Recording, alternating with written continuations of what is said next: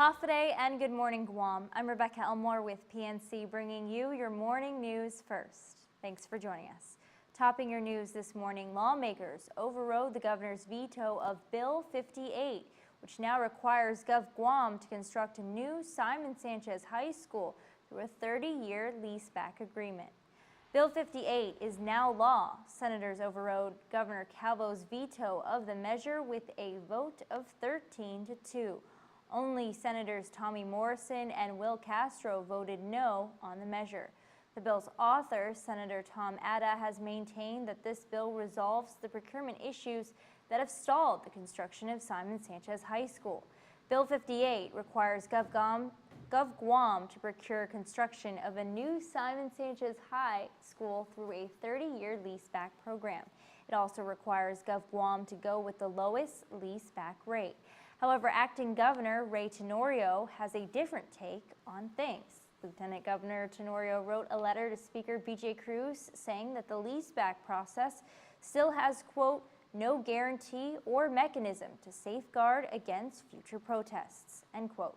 He writes that Bill 58 will cause further delay by starting the process all over again. Well, now that Bill 58 has passed, we asked Education Board Chairman Peter Alexis Adda how the new procurement process will affect the fate of Simon Sanchez High School. Lawmakers debated several measures affecting the fate of the dilapidated high school, including Bill 58. Although Education Board Chairman Peter Alexis Adda believes the bill was well-intentioned, he says the timing was off. Meanwhile, Governor Eddie Calvo tasked the Attorney General to, quote, cut through the red tape and ensure the construction of a safer, cleaner, and healthier Simon Sanchez High by signing a letter of substantial interest, end quote.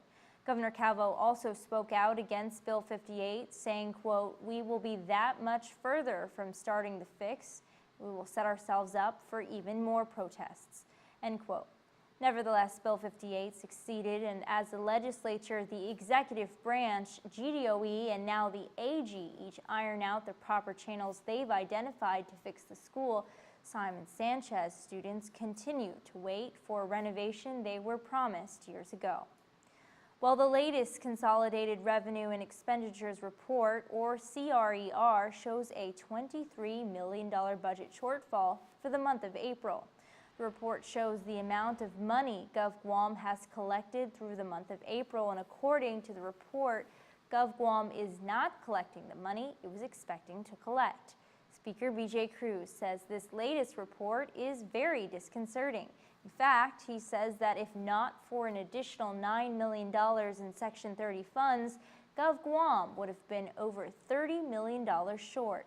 Speaker says this is bad considering that April is the deadline to pay for taxes and thus typically a good month for collections.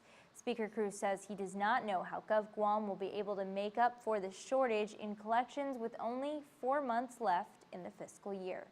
Speaker Cruz says the administration is still confident that we will only be $8 million short by the end of the fiscal year. Well, as always, for the full report of these stories, be sure to log on to our website at pacificnewscenter.com, and don't forget to check out our social media pages, Facebook, Twitter, and Instagram. Have a wonderful morning, everyone. We'll see you tonight.